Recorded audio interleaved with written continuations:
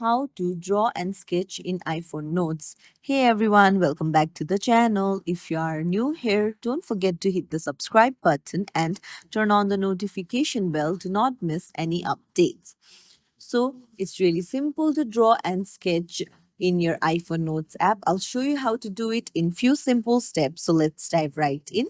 Open up your Notes app and then tap on the pencil icon in the bottom right corner.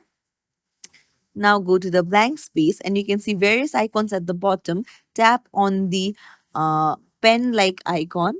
From here, you can draw with your fingers itself. You can choose the type of marker that you want to use. And then you can also change the color of your choice. And then after you have chosen the color, you can just draw according to your wish. So there you go. It's as simple as that to draw and sketch on your iPhone Notes app. If you found this tutorial helpful, don't forget to like the video and subscribe to our channel for more tips and tricks. Thank you for watching.